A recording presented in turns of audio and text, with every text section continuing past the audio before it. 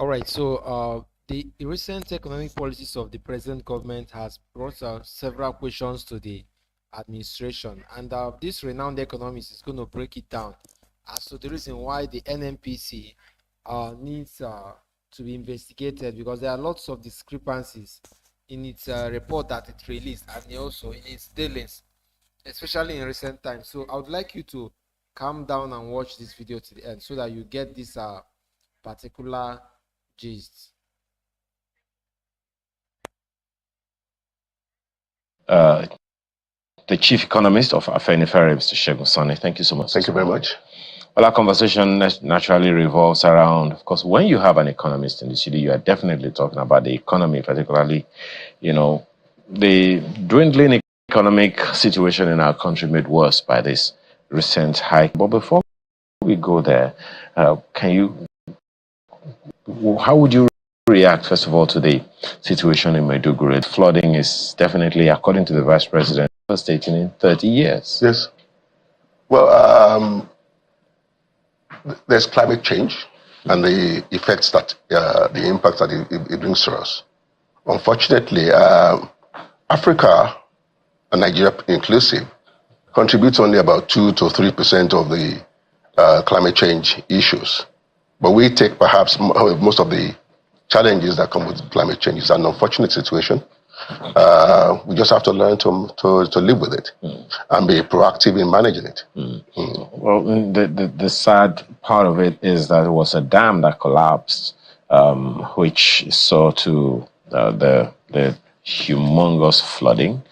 That's affected quite a number of people. 200,000 people from what we hear have been displaced. I'm actually particularly concerned about the economic situation and how you think, given that natural calamity, so to speak, the people, particularly the government of Borno State, and maybe even the federal government here, can reverse the unfortunate economic downturn in that community within the shortest possible time. Well, there's a vicious cycle of poverty, ignorance, violence, and more poverty leads to more ignorance and more violence, and violence leads to poverty. It's just a vicious cycle like that. If we don't address the problem of mass poverty in Nigeria, you can recruit all the soldiers, all the policemen in the world. You will still live with the consequences of mass poverty, which includes violence, insurgency, terrorism, and the rest of it.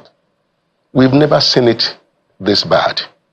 Over the years, we've spent so much of our national resources trying to tackle the problem of insecurity. Yet it's still with us. It's staring us in the face and is even growing, on a daily basis. So if we, on a longer term basis, of course, in the shorter term, you can talk about policing, talk about the army and the rest of it. But the surest longer term objective is to actually address poverty. When you address poverty with education and healthcare, there will be less people within our communities, within our country, that will be available to do terrorism, insurgency, and the rest of it. So we have to live with it for some time to come, unfortunately. Usually, the issue of poverty you mentioned just leads to that situation, that the fact that it's not something that happens in just one state in the country.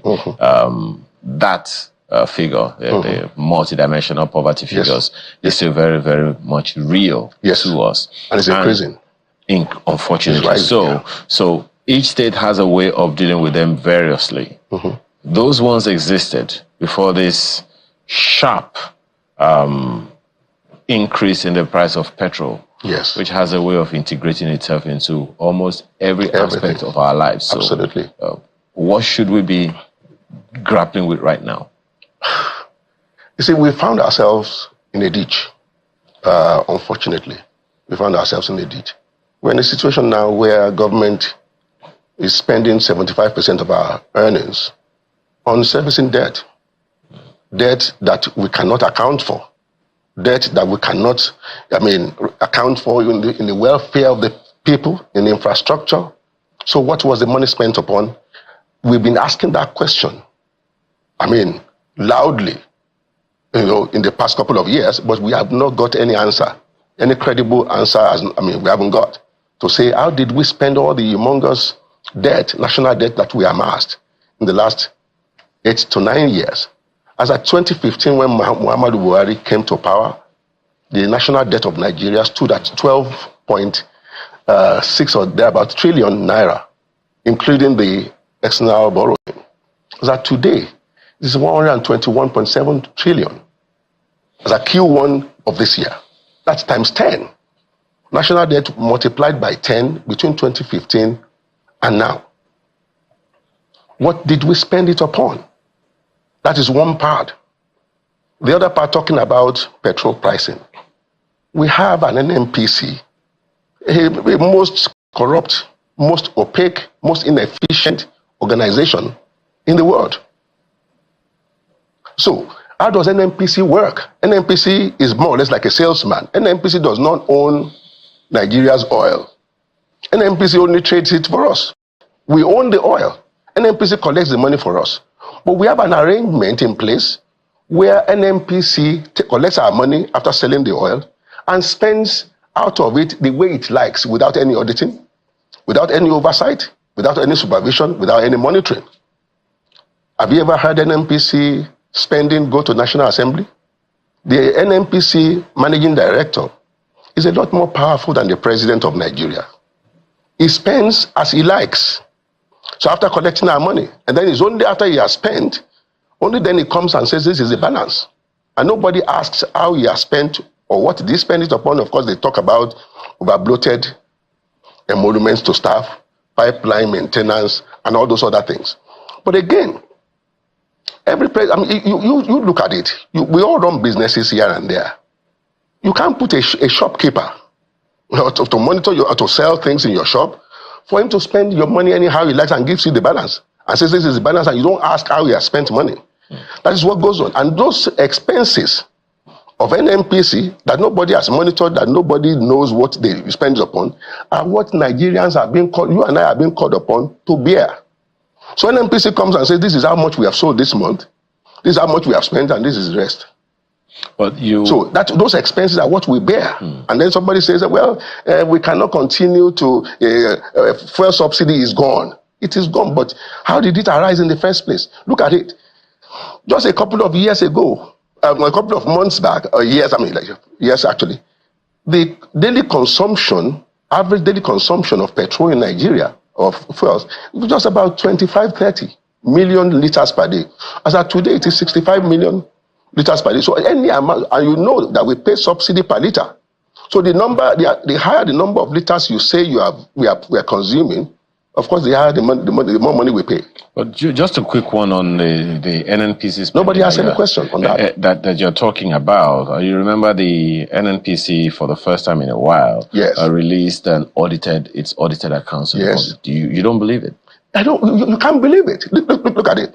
It is not a forensic audit. It's just an auditor saying, I sold this. NNPC that does not even know how many barrels come out of our pipelines on a daily basis. NNPC that does not know. For goodness sake, NNPC that is losing close to about half of our daily production. NNPC cannot account for it. No arrest has been made. Look at it.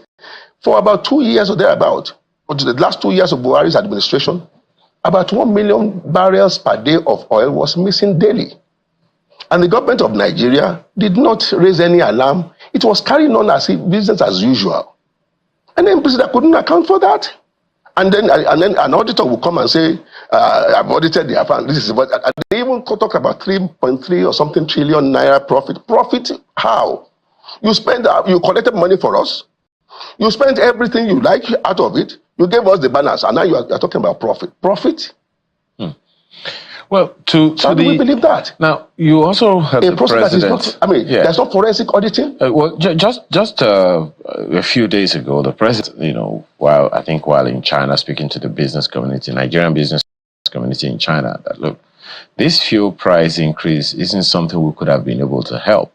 And economists such as yourself have said repeatedly that, look, we need to eradicate the subsidy regime.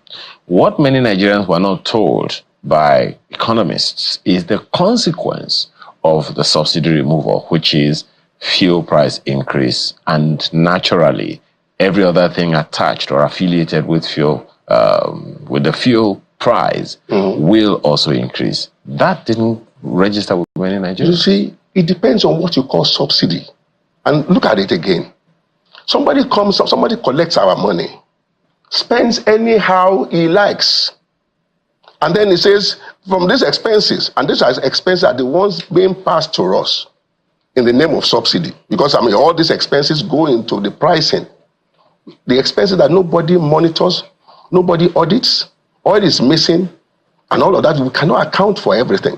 What if I was a president, before you start talking about what is actually the true subsidy? Because we have to establish that first and foremost. What is the true subsidy? Because the subsidy is just an amount that NNPC talks about. This is the subsidy, and everybody, no, there's no question asked, how did you arrive at this figure? Well, one of the ways in which many people have said, I think, the explanation also comes from some, economists such as yourself, is that the subsidy is the differential of how much Nigerians should be paying for fuel. In fact, I think it was an official of the NNPC that came out recently and said, look, even now, at whatever price Nigerians are buying in various parts of the country, it's still subsidized. So, is that explanation not sufficient? It's not sufficient, because when you say how much Nigerians are supposed to be paying per liter, you have to first of all determine the true cost of that 1 liter before you start talking about subsidy. That we need to establish that first. Remember, they come and say 65 million liters per day. It was about 30 million liters per day a few years ago. Did the population of Nigerians double within that period? Did the economy double within that period? What led to that doubling? Those who are alleging smuggling. So Nigerians are paying for what we are not consuming. So at the end of the day, who pays for that? We need to find a way to address all of that. Every country, especially a country like ours, you would have established that petrol pricing is attached to a lot of economic indices, economic trends in Nigeria. Once you see what happened the last time, the economy went down sharply, inflation rose significantly, poverty rose significantly. So I came from the island now to this place. Hardly would you see maybe 20 to 50 cars on the road on a work day. People cannot afford to buy the petrol. So it's affecting the economy. The economy is going down. So if, for instance, we establish the true subsidy that Nigerians that we are incurring, let us first of all establish that. And then we can determine as a country how much of that does the government want to bear. Every society, especially a developing economy like ours, an economy that is intrinsically connected to the development in the oil sector. Everything else is attached to the oil sector. Right now, the price of petrol, price of food will go up, energy prices will go up, and of course, when energy prices go up, of course, we are talking about the productive sectors of the economy being affected by that. Well, if we have to invest a little bit after establishing the true subsidy, if we have to invest a little bit of that to bring down inflation, to improve welfare of the people, we need to do it. And then if we need to cut down on costs, on wastes, well, a government that is wasting our money actually, Mr. and is asking us to sacrifice. Countless questions arise from time to time, and we need to take, my colleagues in Abuja would also like to weigh in on the conversation. Okay. But before then, let's take a quick message.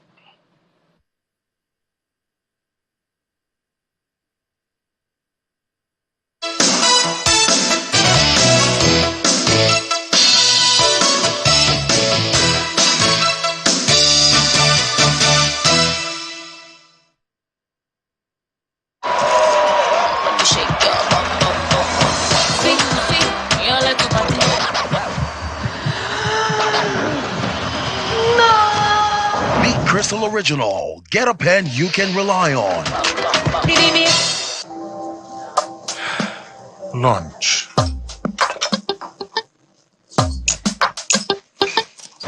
Heartburn and indigestion? Try Jesty. Reliable remedy for heartburn, indigestion, flatulence, and acidity.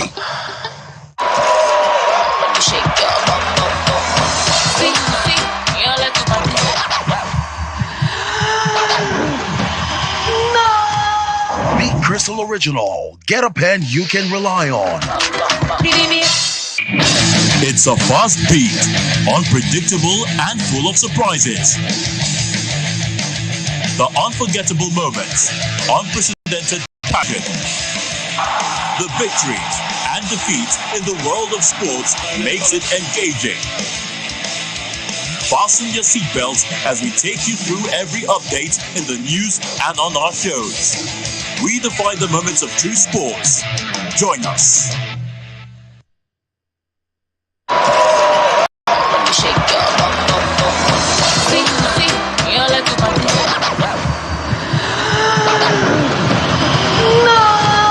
Beat Crystal Original. Get a pen you can rely on.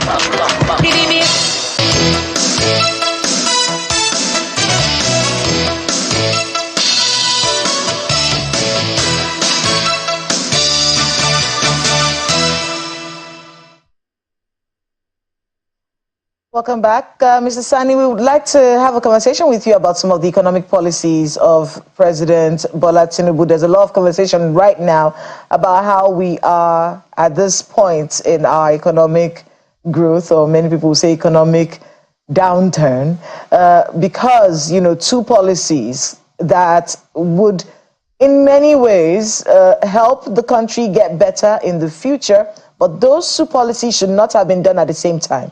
That is where the conversation is, and I want to get your thoughts on it. And those two policies, the devaluing of the naira and the removal of fuel subsidy being done simultaneously. In your view, do you agree that this was something that shouldn't have been done at the same time? And now that this is where we are, what next? Thank you very much. Well, look at it. Our government says it is involved in an economic reform. To start with, there's no reform going on. There's no reform going on. I mean, we just like to use words, generally speaking. And when you ask what is the economic reform, you talk about increasing petrol prices. We are still paying subsidy anyway. And then they talk about devaluing the naira. Petrol prices have always been increased in Nigeria. Obasanjo's government increased petrol prices at some point. Jonathan's government increased petrol prices at some point. So we will say that Obasanjo's government, because it increased petrol prices, it was reforming the economy. Or the Nigerian naira's devaluation. Naira has always been devalued over the years, since 1986 when we went into SAP. Naira has been devaluing every year. Are we saying that then can we say because naira is being devalued, the economy is being reformed? Is that the meaning of reformation? When you're talking about reformation, you are talking about making a drastic change, a fundamental change in the way you make money, and a fundamental change in the way you spend money. Does anybody see any fundamental difference in the way Nigeria, we still rely on petroleum? And then of course with the way we spend. It's even getting worse in terms of governance, where we are awarding contracts anyhow. Now to the question, should we be increasing fuel prices and then at the same time increase? We have seen the outcome. The matter speaks for itself. Our president in one day just announced, cavalierly, that subsidy is gone forever. By the way, the subsidy is still with us. And we have seen the outcome. And then again, I said, we are floating the naira. How do you float a currency? A currency where when your foreign reserves is all but gone. Completely. How do you float it? So at the end of the day, we have a problem on our hands, whereby the government says, yes, we are. So at the end of the day, they've devalued the naira. What is happening right now is just a money illusion phenomenon, whereby for every liter, every barrel of oil that we sell, the Nigerian government now earns more in naira, because now it is 1,600 or thereabout per dollar. So the Nigerian government now has a lot more. We are awash with naira now for the little oil that we sell. We are not making the most of our oil, of the oil industry anyway. So for the little oil that we sell, Nigerian government, the state government, the federal government, they now have more naira. But of course, in an inflationary environment, we are making more money, but it is not reflecting the lives of the people. It is not reflecting the economy. The economy is still going down. You are talking about, so Nigeria is finding itself in a situation where economy is growing at about 2.5% or thereabout, and we are celebrating. In a country where the population grows by 3.5, 3.6% annually. So there's not even enough growth to go around the people. Things are hard for Nigerians. Poverty is rising on a daily basis. And then we talk about reforming the economy. How does that translate to reforming the economy? And we are spending, the government of the country, we should be in an austerity mode, whereby every dollar, every naira that we make in Nigeria is well spent, is well judiciously spent, targeted towards development, targeted towards poverty reduction. We are not seeing that. So what we are seeing on a daily basis is the erosion of the economic welfare of the people. And the government of the day is living large.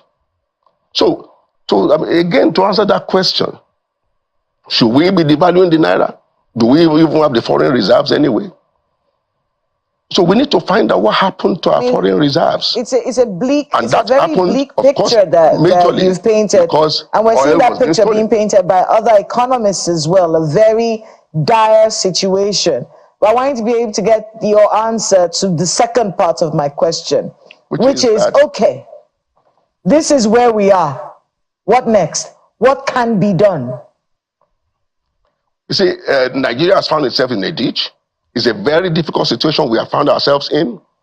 But right now, we have found ourselves in a situation where we are spending 75 to 80% of everything we earn on debt servicing. So there's only so much that you can do. So what I would suggest is that the same way we investigated the CBN, the NNPC needs to be investigated. And I believe that if we investigate the NNPC for the oil, we were losing about 1 million barrels of oil per day for about 2 years or thereabout. Where did that money go to? And all the money, all the corruption that attended the subsidy regime, we can make some good recovery on that. Then we need to sit down and begin to think of how can we spend the little money that we have. How do we begin to spend it judiciously? We are not doing that. We're not spending wisely. So if we're not spending wisely, so everything you are doing, you are just more or less like shooting in the dark. So we need to just look at that and then look at how we can make more money, a little more money from the solid mineral sector. We have gold, we have been hearing about gold and all of that. How much is that contributing now to the national treasury? We need to sit down and channel a policy or a program that will actually make that to kick in. So for now, there's only so much wiggle room that we have because the situation is already very bad. I mean, for many Nigerians, you know, when we saw the End Bad Governance protest, it was because things were hard. Now things are harder. And there are people who are saying now that there might be another round of protests, you know. And of course, you know, we've seen how the government responds to these sorts of situations. What should they be thinking about right now? If you could help the Tinubu administration with some kind of advice so that they don't become reactive when these things people believe would ultimately happen. Things are harder doing right now. Things are harder so that we don't have another round of protests that could be hijacked. Because what usually happens is they'll say, oh, the protest was hijacked. But these are germane issues that create the opening for these protests to happen. What should they be doing differently right now, seeing as things are even more difficult than they were when we heard about the End Bad Governance protests? Yes. Things are harder in Nigeria. Things have actually been getting harder and harder by the day. And with this new fuel price regime, things will still get harder. It will get harder still. We've been talking about inflation at about 34%. It will continue to rise, especially with the new fuel price. We know that fuel price is connected to all the other pricing in the country. So it is not rocket science. We don't need a soothsayer to tell us that prices of goods and services would again go up in Nigeria. You see, what this government needs to have, the government is burning its, legitimacy. It's burning its credibility with Nigerians by the way in which it has been conducting itself since it got to power. We are spending lavishly. So a government that is spending lavishly and living large cannot, in all conscience, tell Nigerians that Nigeria is broke. We are indeed broke. But our government is not expending money, is not using our resources on itself as if we are indeed broke. So how do you now make Nigerians believe that we are broke? Spending 90 billion on Hajj, 21 billion on a new vice president's lodge, 40.6 billion in this year's budget to renovate Aso Rock, and the rest of it we hear. You hear all these scandalous figures being mentioned, but how much of it is being spent on the people? So that's what we should be talking about. So what the little we have, the people of Nigeria would understand more. They will understand the government better if the government can actually come clean with us and be straight with us. Nigeria is indeed very broke. But this is what we are facing. We need to cut costs. National Assembly, they are still living very large. I mean, the kind of salary that is not in tandem with the state of the economy of Nigeria. So it's what these people are earning. So at the end of the day, for Nigerians to understand that we are indeed in a bad shape, in a bad situation, the government needs to be straight with us. The government needs to spend the little resources we have judiciously. And again, the government, we need to find out what did we spend all the humongous debts of the last 9-10 years, what did we spend it upon? Let's say from 2014 or 2013 to date, let us investigate what Nigeria spent all those debts on. Perhaps we might make some good recovery, or at least let us have an insight into how we spend money. What was all that money spent upon? Now, the debts that we took in the last 7, 8, 9, 10 years is no longer coming the way it used to come, because the creditors are no longer lending us the way they used to lend us. So how are we surviving now?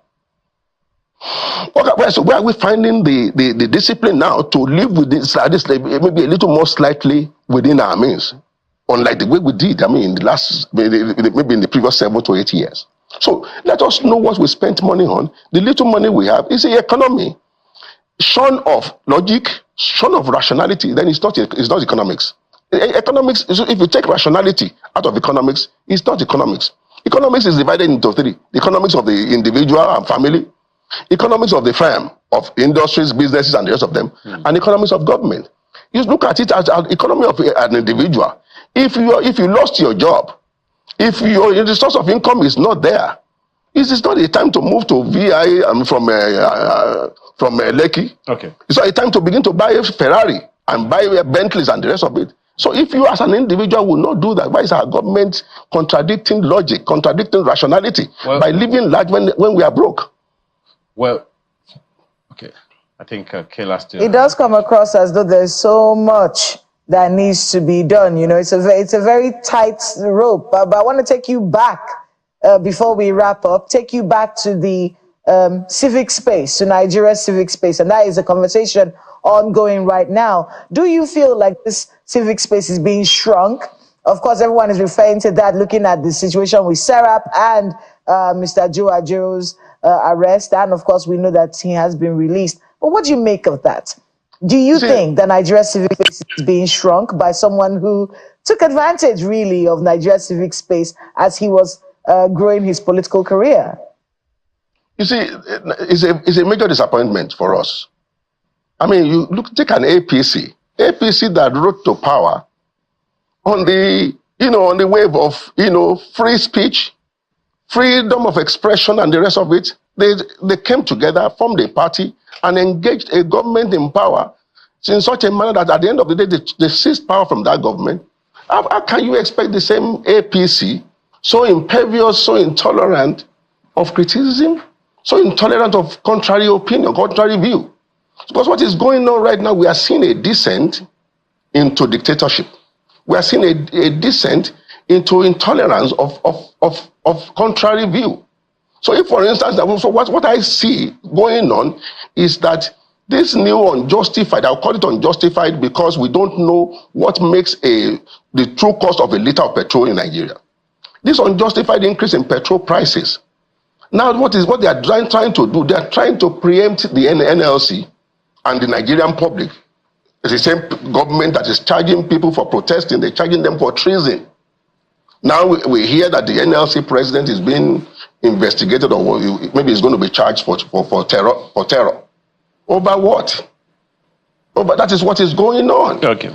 They don't want Nigerians to react. They don't want Nigerians to protest. Okay, just a quick one. Do you see there's any role for the states, especially now that they get more revenue from FAC? You see, let me tell you, the more revenue that they get, is money illusion, like I said. It's more naira that they are getting because they have devalued the currency. But what are we seeing the impact of the more naira which is the on reason, the welfare of the which people? is the subsequent reason for the question? Is there anything the state governments can do so that what the more money they get can reflect on the lives of their people? Of course, definitely. It's not just the federal government. The states also have a responsibility, to make sure that every money of every naira that we have is judiciously spent. And of course, the foundational issue right now that Nigerians should be talking about is how do we address poverty? And when I say addressing poverty, I'm not talking about all the destructive and corrupt ways of taking money and all of that. That is not humanitarian whatever that we cannot see. I don't know anybody who's collecting all those monies. And we all saw the humongous corruption, humongous larceny, thievery going on of ministers and the rest of them. So there has to be more judicious spending of our money. All right. So much across all levels of government. So much to say and so little time. Mr. Segun Sani, thank you so much for your time this morning. And truly, issues that you have raised most certainly resonate with a lot of people. Segun Sani is a chief economist at Afenifere. Thank you again for your time. Thank you very much.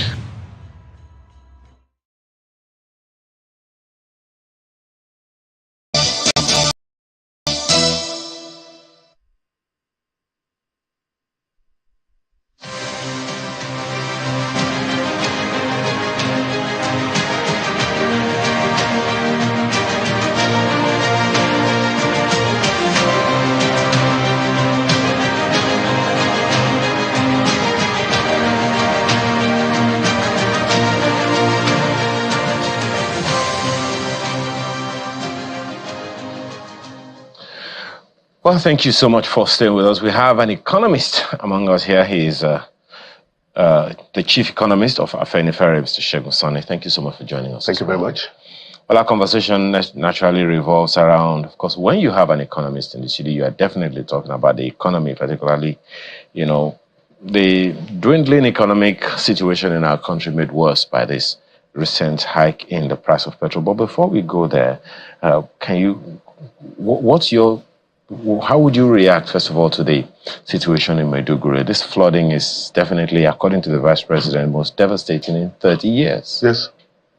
Well, there's climate change and the effects that, the impact that it brings to us. Unfortunately, Africa, and Nigeria inclusive, contributes only about 2 to 3% of the climate change issues. But we take perhaps most of the challenges that come with climate change. It's an unfortunate situation. We just have to learn to live with it and be proactive in managing it. Well, the sad part of it is that it was a dam that collapsed, which saw to the humongous flooding that's affected quite a number of people. 200,000 people from what we hear have been displaced. I'm actually particularly concerned about the economic situation and how you think, given that natural calamity, so to speak, the people, particularly the government of Borno State, and maybe even the federal government here, can reverse the unfortunate economic downturn in that community within the shortest possible time. Well, there's a vicious cycle of poverty, ignorance, violence, and more poverty leads to more ignorance and more violence, and violence leads to poverty. It's just a vicious cycle like that. If we don't address the general problem of mass poverty in Nigeria, you can recruit all the soldiers, all the policemen in the world. You will still live with the consequences of mass poverty, which includes violence, insurgency, terrorism, and the rest of it. We've never seen it this bad. Over the years, we've spent so much of our national resources trying to tackle the problem of insecurity. Yet it's still with us. It's staring us in the face and is even growing, on a daily basis. So if we, on a longer term basis, of course, in the shorter term, you can talk about policing, talk about the army and the rest of it. But the surest longer term objective is to actually address poverty. When you address poverty So with education and as you have healthcare, heard from this interview, there will be